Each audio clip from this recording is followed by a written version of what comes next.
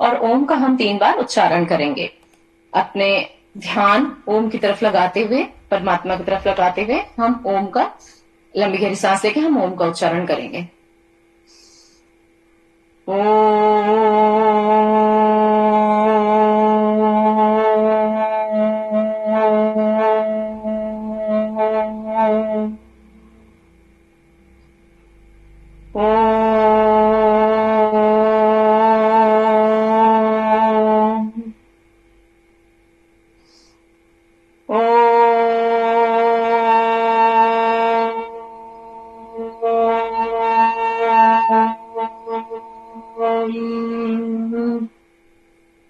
सभी लोग हाथ जोड़ के गायत्री मंत्र का उच्चारण करते हुए ओम भूरभुवः स्वः तत्सवितुर्वरेण्यं भर्गो देवस्य धीमहि धियो यो नः प्रचोदयात्। ओम भूरभुवः स्वः तत्सवितुर्वरेण्यं भर्गो देवस्य धीमहि धियो यो नः प्रचोदयात्। ओम भूरभुवः स्वः तत्सवितुर्वरेण्यं भर्गो देवस्य धीमहि धियो यो नः प्रचोदयात्। ओम शांति शांति शांति। सभी अपने हाथों को अच्छे से रब करते हुए, इतना रब करेंगे कि वो गर्म हो जाए, और फिर अपने आंखों पर स्पर्श कीजिए, तो उसी गर्माहट को महसूस कीजिए और धीरे धीरे अपनी आंखें खोलिए। सभी को प्रणाम। आज की क्लास हम स्टार्ट करते हैं। DNYS फर्स्ट ईयर का फर्स्ट पेपर हम स्टार्ट कर रहे हैं, और हम इसमें कल जो लास्ट हमारी क्लास थी उसमें हम पढ़ चुके थे रोगों के बचाव के उद्देश्य एवं मूलभूत सिस्टम के बारे में। अब आज हम पढ़ेंगे अनिद्रा रोग के बारे में, कि अनिद्रा रोग क्या है उसके बारे में हम जानकारी लेंगे। वैसे तो अगर आजकल देखा जाए ना तो ये नॉर्मल है बहुत ज्यादा। अनिद्रा बहुत बड़ी बीमारी आजकल बन के सामने आ रहा है। पहले तो छोटी मोटी होती थी, किसी किसी को होती थी, मतलब किसी बीमारी के कारण ना सो पाना, या कोई ऐसा आघात लग जाना जिसके कारण ना सो पाना, या नींद ना आ पाना, या कोई ऐसी बीमारी हो जाना कि बीच बीच में नींद का टूटना। पर आजकल ये जो हमारा आजकल का जीवन है, जो इस टाइम का हमारी पीढ़ी चल रही है, अगर आप इसमें देखोगे ना तो अधिकतर जो लोग हैं वो इस चीज से ग्रसित हैं कि उनको नींद नहीं आती है। नींद नहीं आती इन द सेंस कि वो जब बिस्तर पे लेट जाते हैं उसमें उनको कई घंटे लग जाते हैं, और वो सोने का प्रयत्न करते रहते हैं, ट्राई करते रहते हैं, सब चीज ट्राई करते हैं, बट उनको नींद नहीं आती है, वो सो नहीं पाते हैं।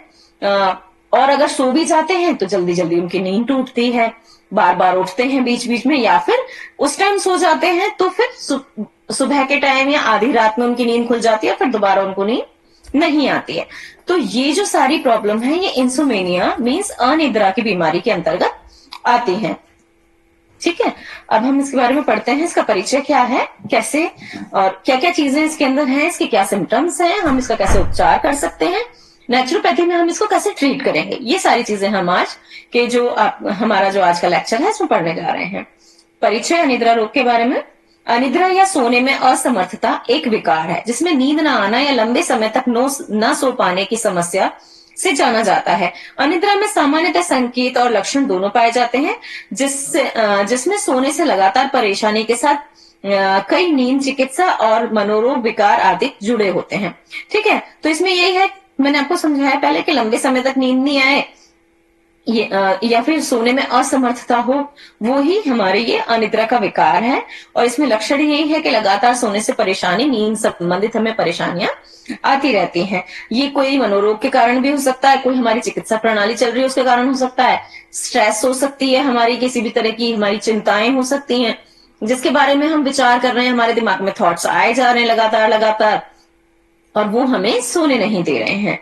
जब सोने के बाद जागते हैं तब विशिष्ट रूप से कार्यात्मक नुकसान होता है, इसे अनिद्रा कहा जाता है। कि सोने के बाद जब जागते हैं तो कार्यात्मक नुकसान, मतलब नींद तो पूरी हुई नहीं है, फिर उसके कारण जो बॉडी के अंदर प्रॉब्लम्स आती हैं और आप अपना काम प्रॉपर्ली नहीं कर पाते हो, तो ये अनिद्रा की श्रेणी में आता है। अनिद्रा किसी भी उम्र में हो सकती है, लेकिन विशेषकर ये बुजुर्गों में सामान्य है। बुजुर्गों में तो खैर एक पैटर्न होता है, क्योंकि एज बढ़ गई है, बॉडी वैसी है नहीं, और फिर धीरे धीरे जो नींद होती है वो कम होती चली जाती है। पर आजकल तो हर एज में ये है, एक बच्चा भी अनिद्रा का शिकार है, एक जवान भी, और एक बूढ़ा भी। तो इनमें से किसी को भी ये प्रॉब्लम हो सकती है, एज उसका कोई मेन है नहीं।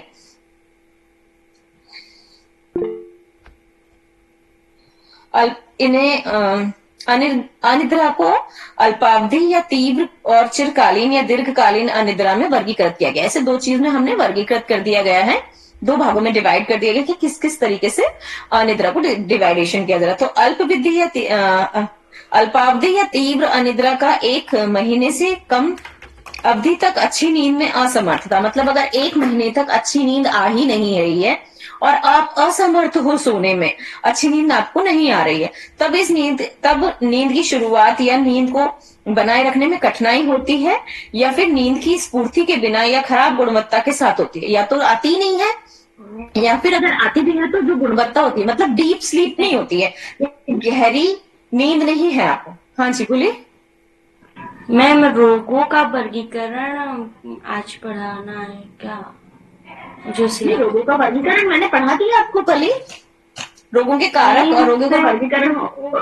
रोग के वो पढ़ाई, आपकी आवाज कट रही है। रोगों के कारक पढ़ाई थी जी, पढ़ाया था।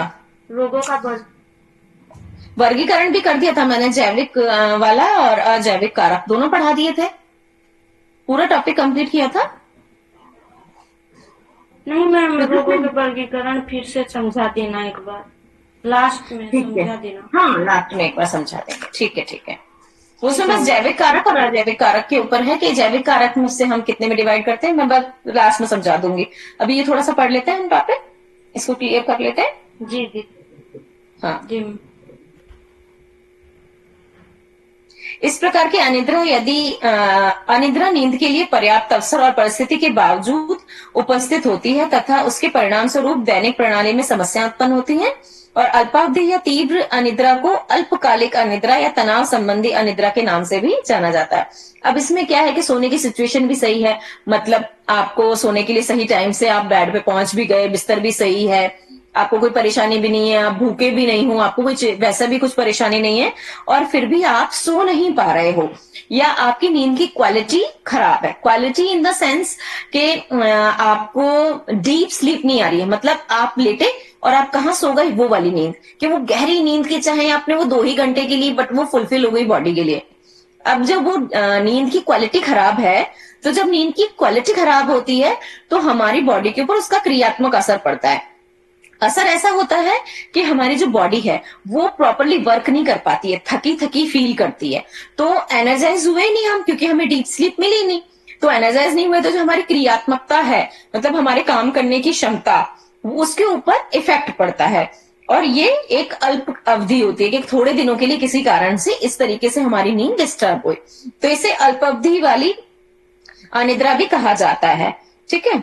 जो सेकंड है हमारी चिरकालीन या दीर्घकालिक अनिद्रा, यह 1 महीने से अधिक समय तक के लिए रहती है, और ये किसी भी अन्य विकार या प्राथमिक विकार के कारण हो सकती है। तनाव वाले हार्मोन के उच्च स्तर से पीड़ित लोग या साइटोसिस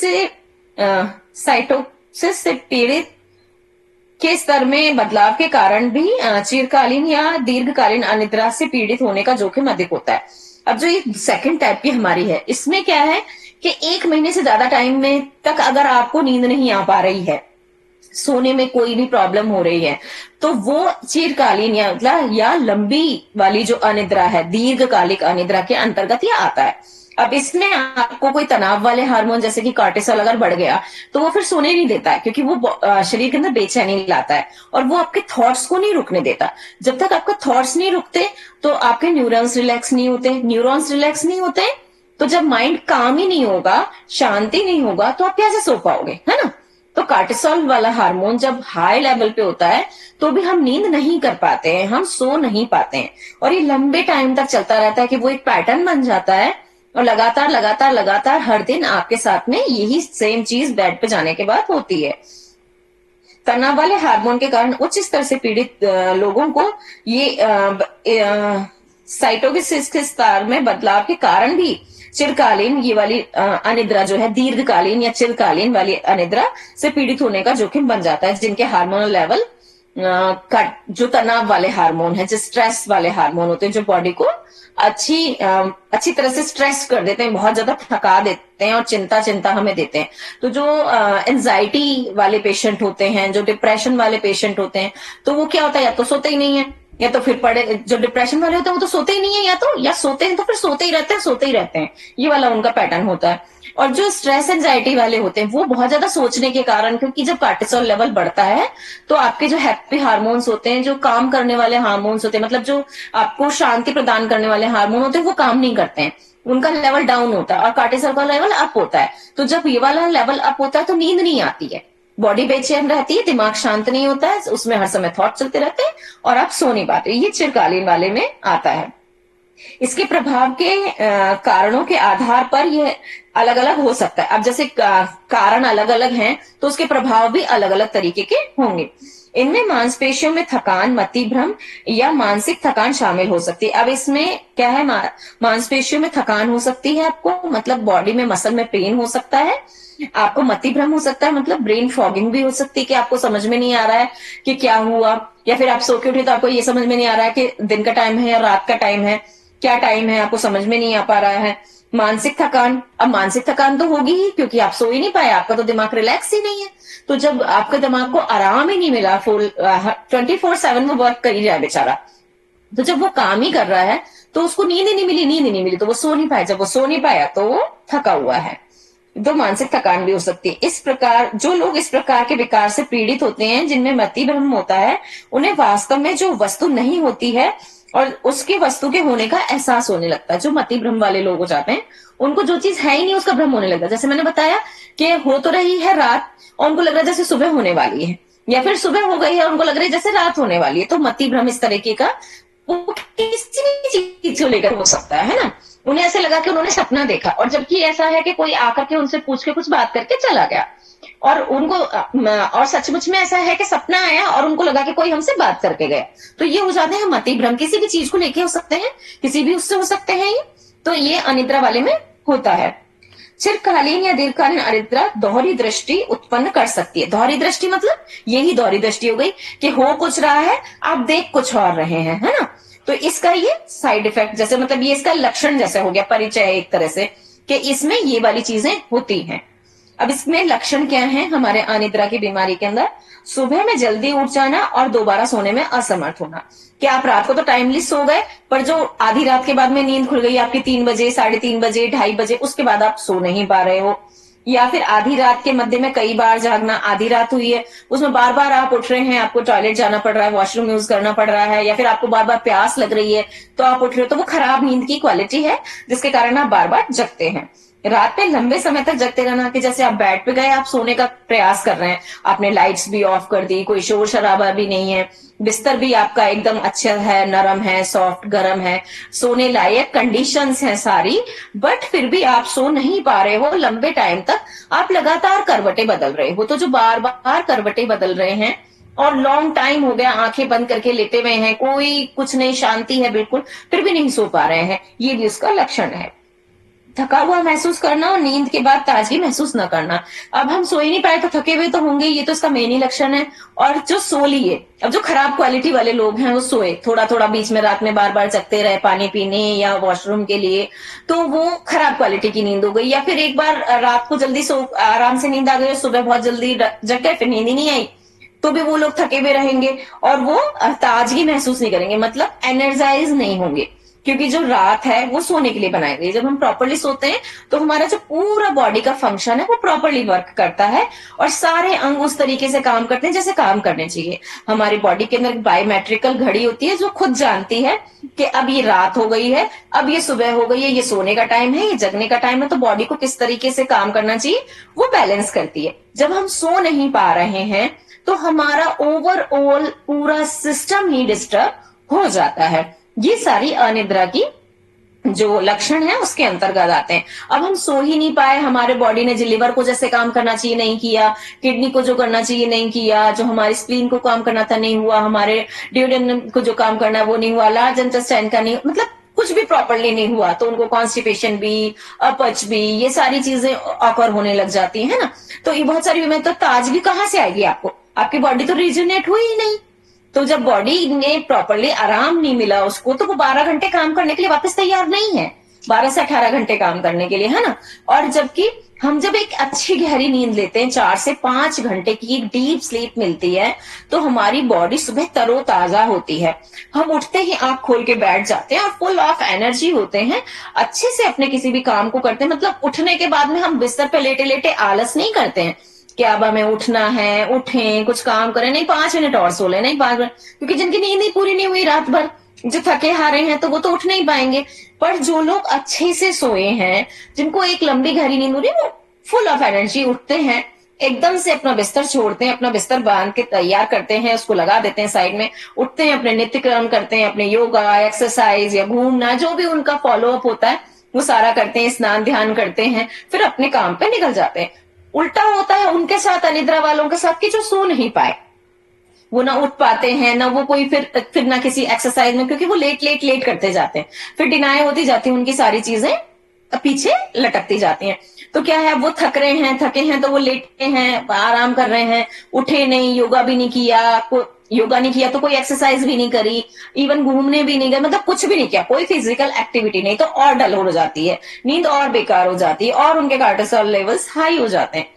घूमने से, जॉगिंग करने से, दौड़ने से, एक्सरसाइज करने से हमारा एड्रेनल इंक्रीज होता है, जो कि हमें अच्छी नींद आने लगती है। अब मेलानिन वगैरह, ये जो सारे हार्मोन्स होते हैं, जब ये कम होने लग जाते हैं, नींद की क्वालिटीज और बेकार हो जाती हैं, तो हमें कई तरह की बीमारियां हो जाती हैं, जिसमें ये मति भ्रम वगैरह भी बताया गया है। और चिड़चिड़ा होना, अब चिड़चिड़े तो हम होंगे ही जब हमारा पूरा सिस्टम ही वर्क नहीं कर रहा है, जब हमारे को नींद पूरी नहीं है, हमारी थकान नहीं उतरी है, जो 12 घंटे, 4 घंटे या 8 घंटे या जैसा भी हमने मेंटली या फिजिकली जैसा भी वर्क किया, आखिरकार हम थकते ही हैं, है ना। ये हमारी बॉडी का नॉर्मल फिनोमेना है कि हमने इतने घंटे काम किया, हम थक गए। अब थक गए तो उसको रिजुनेट करने के लिए, उसको आराम दे करके अगले दिन के लिए तैयार होने के लिए ही रात को बनाया गया है। तो हमें उस टाइम पे सोना है, और सो करके फिर अगले दिन वापस एकदम एक नया जीवन होता है, और हम फिर उठते हैं, फिर अपने काम में लग जाते हैं। तो सेम, अगर आप सो नहीं पा रहे हैं तो आप चिड़चिड़े होंगे, क्योंकि आपको तो जो थकान है वो आपकी उतरी ही नहीं, आप तो ऑलरेडी थके हुए हो, तो फिर क्या करोगे, आप चिड़चिड़ाहटी करोगे, आप बिना मतलब में किसी से गुस्सा करोगे, किसी की बात किसी के ऊपर उतारोगे, कोई सीधा बोलेगा तो हम उल्टा बोलेंगे, है ना, ये सारी चीजें होंगी। तो ये चिड़चिड़ेपन के अंदर है, ये सारे लक्षण इसके आते हैं। अब इसमें आता है मेन कारण क्या है, रीजन क्या है कि ये अनिद्रा की स्थिति उत्पन्न होती है। तनावपूर्ण घटना, यदि किसी व्यक्ति को तनावपूर्ण घटना के कारण अनिद्रा महसूस होती है, काम, धन या स्वास्थ्य के बारे में चिंता, या किसी अप्रिय के रोग से पीड़ित होने या मृत्यु हो जाने पर, यहां तक कि शोर और प्रकाश से भी तनाव के कारण है, शोर और प्रकाश भी। अब ये देखिए कि जो तनावपूर्ण घटनाएं हैं किसी के जीवन के अंदर अगर आ गई हैं, किसी भी तरीके के हो सकते हैं, जैसे किसी को बिजनेस में लॉस हो गया, उसके पास पैसे नहीं है, या बेटी की शादी है या बेटे की शादी है, या किसी को विदेश भेजना है, उसके लिए धन की आवश्यकता है, या फिर किसी की स्वास्थ्य अपना खुद का ठीक नहीं है, या अपनी फैमिली में से किसी का ठीक नहीं है, तो उसके कारण अनिद्रा हो सकती है, चिंता होने के कारण, तनाव के कारण। और किसी प्रिय को कोई बीमारी हो जाना, या कुछ तकलीफ किसी अपने जिसे हम बहुत प्रेम करते हैं उसके साथ में हो जाना, अपनी फैमिली के साथ में हो जाना, तो उसके कारण भी हमारे साथ में ये सारी चीजें होती हैं। या फिर किसी अपने प्रिय का बिछुड़ जाना, या उससे मृत्यु उसकी हो जाना, तो ये भी एक ऐसा रीजन है कि जिसके कारण हमारी नींद अपने आप उड़ जाती है। नींद नहीं आती क्योंकि चिंता इतनी रहती है, हमको टेंशन, तनाव इतना रहता है कि हम उसी में उलझते रहते हैं और कुछ ना कुछ सोचते रहते हैं, हमें नींद नहीं आती है। ये सारे तनाव के कारण हैं, जिसके कारण कि हमारी नींद डिस्टर्ब होती है। अब इस तनाव के कारण में 2 चीजें और ऐड करेगी, कहीं अगर शोर हो रहा है, जैसे कि आपने देखा होगा कि अगर रात में किसी के डीजे बज रहा है, या कुछ सॉन्ग्स चल रहे हैं, या शादी है पास में, शोर शराबा हो रहा है, गीत गाने बज रहे हैं, ढोलक वगैरह बज रही हैं, तो फिर आपकी नींद डिस्टर्ब होती है कि वो शोर बार बार आपको नींद में व्यवधान डाल रहा है। तो ये भी एक तनाव हो जाता है, टेंशन होती है कि कब तक बजेगा भाई, कब तक हम सो नहीं पाएंगे। या कोई जगराता है, या कहीं जागरण चल रहा है और बिल्कुल आपके एकदम पास ही में है और आवाज बहुत तेजी से आ रही है, तो आप, वो एक अच्छी चीज होते हुए भी आपको वो अच्छी नहीं लगेगी, क्योंकि वो जो आपका डेली रूटीन है, जो आपका सोने का तरीका, उसमें डिस्टर्ब आ गई। वो भी एक शोर भी एक तनाव का कारण हो गया। एक्सेसिव प्रकाश का होना। अब जैसे आपने देखा होगा कि सोने से पहले हमारे यहाँ हमेशा रिवाज था कि हम लोग लाइट्स ऑफ कर देते थे। पहले के जमाने में मोमबत्ती दिया जलाए जाते थे, लालटेन, तो उनकी आंच, उनकी जो रोशनी होती थी बिल्कुल धीमी कर देते थे कि बिल्कुल ना के बराबर रहे, कि रात में अगर किसी कारण से किसी को उठना पड़ रहा है बाथरूम वगैरह के लिए तो वो उसको रास्ता देख सके। बाकी तो एकदम डिम लाइट्स करके या बिल्कुल बंद करके ही हम सोते हैं। तो वो ही हम आज भी करते हैं। पर अगर लाइट जल रही है किसी भी कारण से तो वो हमारे को टेंशन एक क्रिएट कर देती है कि वो रोशनी हमको, हमारी आंखों को वो वाला एनवायरमेंट नहीं देती है जिससे कि हमको नींद आ सके। तो जैसे ही अंधेरा होता है, ये मेलेटोनिन जो हमारा मेलेनिन जो हमारा ये हार्मोन होता है वो बढ़ जाता है और नींद अच्छे से आती है। और इसमें जब लाइट्स जलती रहती है तो वो एक्टिवेट नहीं होता है और नींद हमको नहीं आती है, नींद आने में हमको प्रॉब्लम क्रिएट होती है। तो ये सारी चीजें आती हैं हमारे नींद की डिस्टरबेंस के कारण में, जिसमें तनाव आता है। तो रोशनी और शोर, ये दोनों चीज, लाइट और जो साउंड है, ये दोनों इफेक्ट करते हैं हमारी नींद को डायरेक्टली। ठीक है, और इनके कारण से आप रात में जगते रहते हैं देर रात तक, अगर ये सारी चीजें आपके साथ में, जो कि तनाव का एक कारण होती हैं, ये तनाव उत्पन्न करती हैं, ये टेंशन है। तो मानसिक रोग और मानसिक स्वास्थ्य में अंतर्निहित समस्याएं सोने के पैटर्न को भी प्रभावित करती हैं। अब आपको कोई मानसिक रोग है या कोई भी ऐसी मानसिक स्वास्थ्य से अंतर्निहित कोई समस्या है, तो वो भी इसमें क्या है कि आपकी जो सोने का पैटर्न है वो चेंज हो जाएगा। ऐसा हो सकता है कि आपको लेटते ही नींद नहीं आए, या लेटते ही आ जाए, या आधी रात के बाद आए, या सुबह के टाइम नींद आए। तो पैटर्न्स उसमें जो चेंज हो जाते हैं वो भी एक चीज होती है। मनोदशा संबंधित विकार अगर हैं, जैसे कि अवसाद में या ध्रुवी विकास चिंता संबंधित विकार, जैसे कि व्यापक चिंता, पैनिक अटैक्स जो होते हैं, संत्रास जो होता है, पैनिक अटैक, अभिघात के बाद के विकार, पोस्ट ट्रॉमेटिक तनाव जो होता है, मानसिक विकार जैसे कि स्क्रिजोफ्रेनिया है, स्थितियां, अनिद्रा और अंतर्निहित स्थितियां होने के कारण हो सकती है। अब देखो कि किसी भी तरह का मनोविकार है हमारे को या जिस भी पर्सन को, तो उसकी नींद के पैटर्न में और नींद में डिफरेंस आ जाता है। अब जिनको चिंता रहती है, स्ट्रेस, एंजाइटी और डिप्रेशन है, तो उनके जो पैटर्न्स हैं वो भी चेंज हो जाते हैं और उनको नींद आती ही नहीं है। अधिकतर तो मेनली तो आती ही नहीं है। बाय चांस आ गई अगर सुबह के टाइम उनका पैटर्न चेंज होता है और उनको नींद आ जाती है तो वो सो जाते हैं तो फिर वो घंटों तक सोते रहते हैं और उन्हें पता ही नहीं होता है कि है क्या दिन हो गया है, या हमें जगना है या नहीं जगना है, सुबह का टाइम है, क्या है, भूख है नहीं है, ये सब चीजें उनकी चेंज हो जाती हैं। तो चिंता और पैनिक अटैक वगैरह जो है, ये तनाव और ये सारी चीजें, इसमें भी ये सब कुछ होता है। स्किज़ोफ्रेनिया में भी ये सारी चीजें आती हैं जो मानसिक रोग होते हैं। इनमें जो हमारे स्लीपिंग पैटर्न्स हैं वो चेंज हो जाते हैं और नींद नहीं आती है।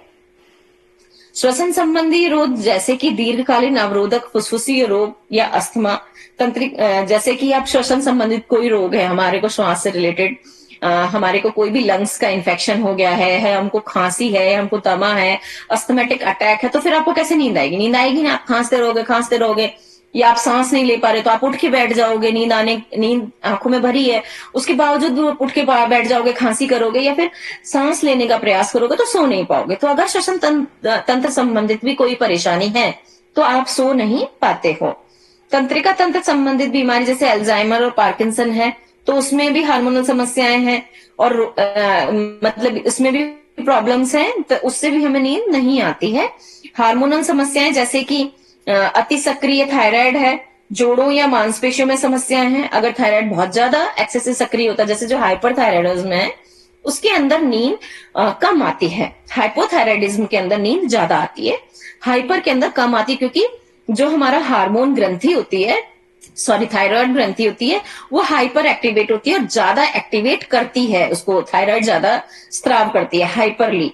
ठीक है, तो जब थायराइड का स्त्राव ज्यादा होता है तो वो बहुत ज्यादा एक्टिवेट रखती है बॉडी को, और सोने के लिए हमारी बॉडी काम होनी चाहिए, तो वो काम हो नहीं पाती है, हाइपर एक्टिवेट रहती तो नींद नहीं आ पाती। ये चीज है, ठीक है ना। थायराइड से ये रिलेशन है। जोड़ों की या मांसपेशियों संबंधित कोई भी परेशानी, अब आपके जोड़ों में दर्द है या आपके मसल्स में कहीं पेन है, तो आप उस पेन से तड़पते रहोगे, पलटते रहोगे, पर आपको नींद नहीं आएगी। जैसे कि गठिया वगैरह है। नींद संबंधित विकार जैसे कि रेस्टलेस लेग सिंड्रोम जो हर समय पैरों में वो परेशानी होती है, नार्कोलिप्सी है, स्लीप एपनिया है, या फिर बहुत ज्यादा चाय कैफीन वगैरह ऊर्जादायक पेय हम लेते हैं। आप कहते हैं ना कि सोने से 4 घंटे 5 घंटे पहले चाय नहीं पियो, कॉफी नहीं पियो, क्योंकि वो फिर क्या करते हैं, हमारी बॉडी का जो मेटाबॉलिज्म है और जो सिस्टम है उसको डिस्टर्ब कर देते हैं, और फिर हमें नींद नहीं आ पाती, नींद खुल जाती है। कहते हैं ना पढ़ाई करनी है या कुछ जगना है तो भाई चाय पी लो कि कॉफी पी लो, तो बॉडी को एक्टिवेट कर देते हैं ज्यादा। तो इसलिए आपको एक अच्छी नींद चाहिए तो शाम को 4 बजे 5 बजे के बाद में चाय नहीं पीनी चाहिए। ये सारी चीजें जो कि नींद के पैटर्न को प्रभावित कर सकती हैं। दवाएं, काउंटर पर उपलब्ध कुछ दवाएं अनिद्रा उत्पन्न कर सकती हैं। अब जैसे कई बार क्या होता है, कई बड़ी बीमारियां हैं, कुछ ऐसी चीजें हैं जिनका आप लॉन्ग टर्म में आपको दवाइयां खानी पड़ रही हैं, तो उन दवाइयों के अंदर भी कुछ ऐसे वो ड्रग्स होती हैं, कुछ ऐसी दवाइयां होती हैं, केमिकल्स होते हैं जो कि आपकी नींद को पैटर्न को डिस्टर्ब करते हैं या नींद नहीं आने देते हैं आपको। कुछ दवाइयां इस तरीके से प्रभावित करती हैं हमारी बॉडी को। इनमें से निम्नलिखित हैं, जैसे कि एंटी डिप्रेसेंट रोधी दवाइयां हैं, मिर्गी की हैं, उच्च रक्तचाप वाली दवाइयां हैं जैसे कि बीटा ब्लॉकर्स वगैरह हैं, हार्मोन रिप्लेसमेंट थेरेपीज हैं, केयर स्टेरॉइड्स, एंटी इन्फ्लेमेटरी दवाइयां हैं। ये सारी चीजें हैं जो कि हमारी बॉडी को अनिद्रा के मूड में ले जाती हैं आगे धीरे धीरे जाकर के। और कुछ दवाएं जिनका प्रयोग अस्थमा वगैरह के उपचार में किया जाता है, जैसे सैल्ब्यूटामॉल वगैरह होता है, तो अगर उनको हम देते हैं और लॉन्ग टर्म पे देते जाते हैं, ज्यादा दिन चलती हैं, तो फिर वो चीजें भी अनिद्रा के पैटर्न्स को बढ़ावा दे देती है। प्रबंधन कैसे करा जाए अनिद्रा का, हम पढ़ लेते हैं इसको, है ना, हो जाएगा मेरे ख्याल से, हाँ ये तो आज हो जाएगा। प्रबंधन के बारे में अब हम इसके बारे में पढ़ते हैं कि इसको हम कैसे इसको मैनेज करें अनिद्रा को, है ना। अनिद्रा के लिए दवाइयां लेना तो नींद नहीं आने के लिए कोई भी उसका सॉल्यूशन नहीं है, कि वो हार्ट के ऊपर भी आपके गलत इफेक्ट डाल रही हैं, पैटर्न्स को भी बहुत ज्यादा चेंज करती है और ओवरऑल बॉडी के लिए इफेक्टिव नहीं है, नुकसानदायक ही होती है। कि एक तरह से नशा कर लिया जैसे आपने सोने के लिए, तो वो नशा करने क्या फायदा है। आप एक नेचुरल चीज में जाएं, एक नेचुरल फिनोमिना में जाएं, जिससे हम नेचुरोपैथी में उसको लेकर के आए कि भाई नेचुरली आप क्या कर सकते हो सोने के लिए, उसका प्रबंधन कैसे कर सकते हो कि आपको एक्चुअली में नींद अच्छी आए और आपके पैटर्न सुधरे और डीप स्लीप आपको आए। तो इसमें देखिए क्या बता रखा है, अभी पढ़ते हैं हम। यहाँ पे हम मेडिसिनल पार्ट नहीं पढ़ेंगे, बस प्रबंधन वगैरह के बारे में पढ़ेंगे। फर्स्ट ईयर है आपका। संज्ञानात्मक और व्यवहार उपचार संज्ञानात्मक व्यवहार उपचार का उद्देश्य होता है सीबीटी कि अनिद्रा में योगदान देने वाले असहायक विचार और व्यवहारों में बदलाव करना। असहायक विचार जैसे कि हम चिंता करते हैं, स्ट्रेस करते हैं, टेंशन लेते हैं बिना मतलब की, हम सोचते रहते हैं। तो ये जो व्यवहार है, मतलब ये हमारा बिहेवियर है, ये हमारा पैटर्न है कि किसी भी चीज के ऊपर बहुत ज्यादा एक्सेस से सोचना, बहुत ज्यादा उसके बारे में चिंता करना, उस पैटर्न को रोकना। अब ये आसान तो नहीं है, कठिन है, पर उसी को हमें मैनेज करना है कि किस तरीके से थॉट्स को हम डाइवर्ट करें अपने माइंड से, और डाइवर्ट करके हम नींद की तरफ ले जाएं। कि अगर हम सोचते रहेंगे तो सोच को ही बढ़ावा देते रहेंगे, पर अगर हम जैसे कि सोच से बचना चाहते हैं तो हम क्या करें, कोई जप करना हमने स्टार्ट कर दिया, हमने कुछ अच्छी मेमोरीज के बारे में सोचना स्टार्ट कर दिया, हमने अपने अच्छे पल सोचने स्टार्ट कर दिए, कुछ ऐसी चीजें जो हमें खुशी देती है वो स्टार्ट कर दिए, तो क्या हो गया, हमारे हैप्पी हार्मोन्स उसमें वर्क करने लग जाते हैं, कॉर्टिसोल लेवल कम होता है और हमें नींद आने लग जाती है। तो ये व्यवहार को चेंज करना हो गया, है ना। असहायक विचारों को हमने रोक दिया, वहीं पे स्टॉप कर दिया कि भाई तो रुक जा, और हमने क्या करा, अपना व्यवहार, अपने दिमाग को ये हम डायरेक्शन दे रहे हैं कि तुम अच्छा सोचो और ध्यान करो। तो हम ध्यान कर रहे हैं, कोई भी जप कर रहे हैं, तो हम भगवान को देखने का प्रयत्न करते हैं, हम अच्छी चीज सोचने का प्रयत्न करते हैं, हम कहीं भी अच्छी जगह ध्यान लगाते हैं, है ना। तो अच्छी जगह अच्छी बात, अच्छे थॉट्स आने लग जाते हैं और वो वाले थॉट सब साइड हो जाते हैं। तो ये हो गया हमारा व्यवहारात्मक वाला, कि इस तरीके से हम इसका प्रबंधन कर सकते हैं। यदि कोई व्यक्ति 4 सप्ताह से अधिक समय तक नींद न आने की समस्या से पीड़ित है तो उसके लिए सामान्यतः सीबीटी की सिफारिश दी जाती है। तो ये है सीबीटी की कॉमन, हम बिहेवियर थेरेपी देते हैं कि आपको बिहेवियर से इस तरीके से अपना बिहेवियर पैटर्न और ये सारी चीजें चेंज करनी है, कि या फिर आपको ये ऐसा छोटा सा गेम खेल लो, अपने थॉट्स पे कंट्रोल, एक्चुअली इसको ये बोलेंगे कि हम अपने थॉट्स को मैनेज करना उन पे कंट्रोल करना और उनको किस तरीके से हमको अपनी नींद के अंदर डिस्टरबेंस पैदा नहीं करने देना, ये सीखना है, ये मैनेजमेंट सीखना है। तो जैसे ही हम इस वाले मैनेजमेंट को सीखते हैं तो उसको सीबीटी के अंतर्गत हम लाते हैं, जो कि हम थेरेपीज अधिकतर देते हैं। एज ए काउंसलर मैं भी देती हूँ इस थेरेपी को, ताकि हम लोगों को समझा पाए कि सोना कितना जरूरी है।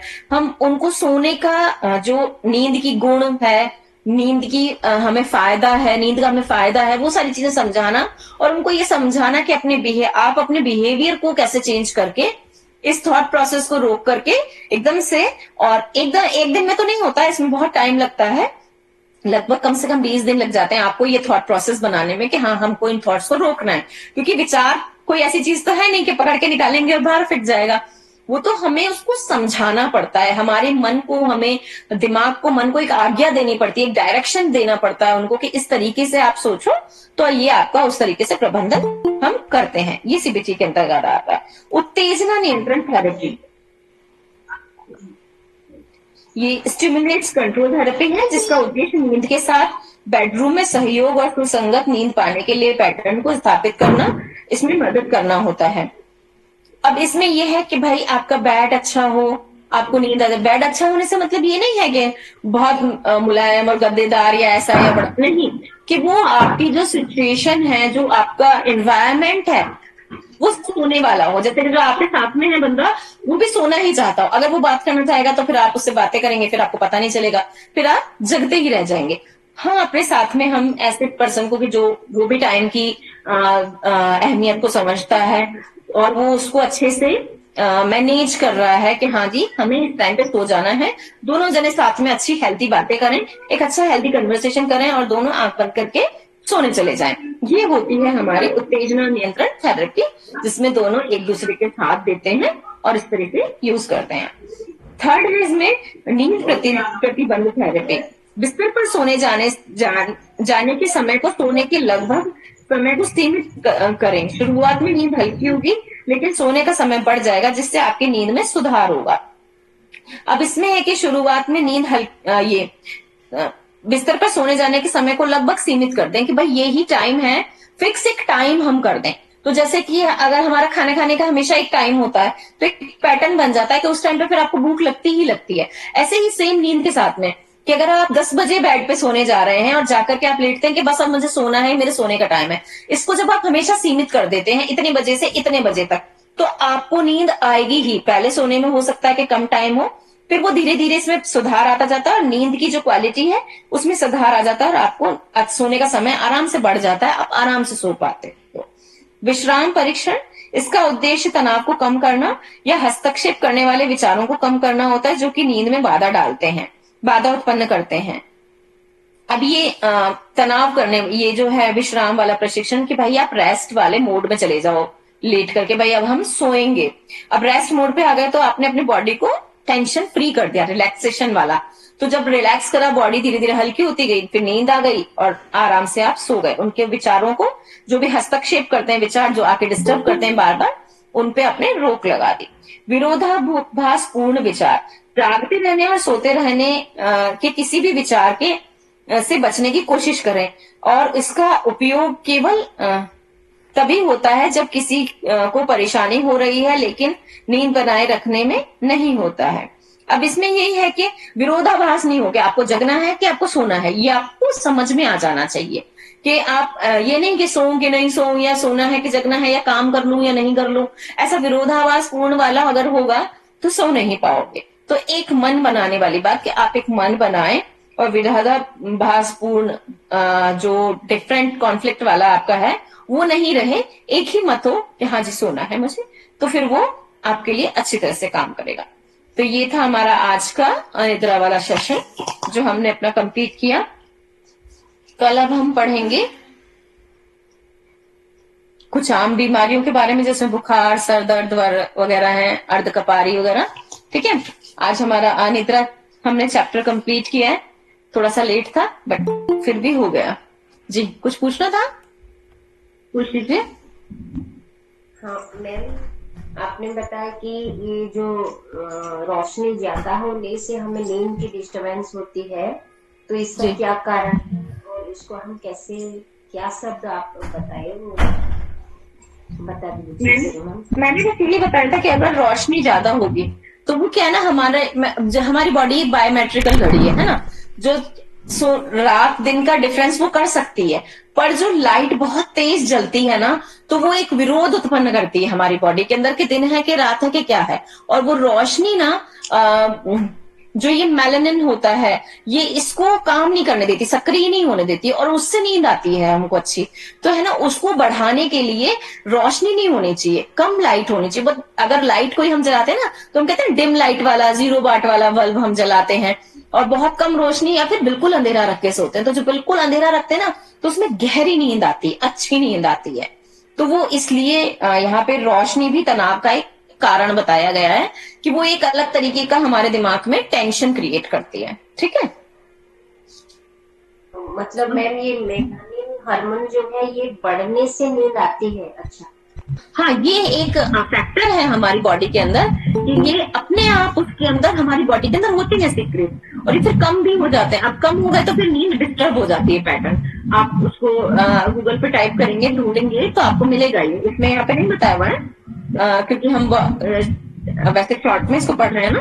तो ये जब नींद के ऊपर हम पढ़ते हैं तो ये डिस्टर्ब करता है, और ये हार्मोन्स वगैरह ऐसे क्या बोलते हैं हम, प्रोडक्ट्स होते हैं, ऐसी चीजें होती हैं जो हमारी बॉडी में बनती हैं, ऐसे स्त्राव बनते हैं कि जिनके कारण हमें नींद आती है। अब कॉर्टिसोल जैसे कि ये भी एक हार्मोन है, एक स्त्राव है ग्रंथि के द्वारा। जब ये बढ़ जाता है तो फिर ये सोने नहीं देता है, हमको नींद ही नहीं आती है। कम हो जाता है तो अपने आप नींद आ जाती है ना, ये वाली। ठीक है, टाइम हो गया है अब ओवर, हम 6:02 हो गए। कल अब कुछ भी पूछना है तो आप सब लोग पूछ लीजिएगा। मेरे ख्याल से मंडे को क्लास है, कल तो नहीं है। तो मंडे को हम सब मिलते हैं, शांति पाठ के साथ ही आज की क्लास का समापन करते हैं। और काफी सब लोग, आप जो भी लेट हैं, प्लीज नेक्स्ट बार से जल्दी आइएगा। हमने आपका आज बहुत वेट किया, 15-20 मिनट, 20 मिनट के करीब। तो आप लोगों का ही नुकसान हुआ है इसमें। कोई भी क्वेरी हो तो पूछ लीजिएगा नेक्स्ट क्लास के अंदर, कोई इश्यू नहीं है। बस पढ़िएगा ताकि आपको भी समझ में आए। नेक्स्ट टर्म में, नेक्स्ट लेक्चर जब आपका होगा तो सभी लोग पढ़ के आए। नेक्स्ट वाला टॉपिक मैंने बता दिया आपको, बुखार वगैरह हम पढ़ेंगे, तो पहले से एक बार पढ़ लीजिएगा ताकि आपको पता रहेगा कि क्या हमें करना है। तो जब मैं पढ़ाती हूँ, नहीं समझ में आ रहा है तो आप एक डायरी में साथ साथ नोट करते चलिए कि ये चीज हमें समझ में नहीं आ रही, हमें दोबारा पूछना है। तो वो मैं आपको दोबारा बता दूंगी, चाहे लास्ट में या फिर हम बाद में बता देंगे, है ना। जैसे भी होगा डिस्क्राइब कर दिया जाएगा आपको। ठीक है, अब हम शांति पाठ के साथ में ही इसका समापन करते हैं। ओम शांति ही शांति ही शांति, सर्वरेषु शांतिर्भवतु।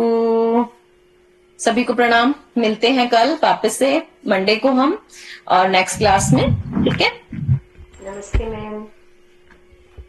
नमस्ते।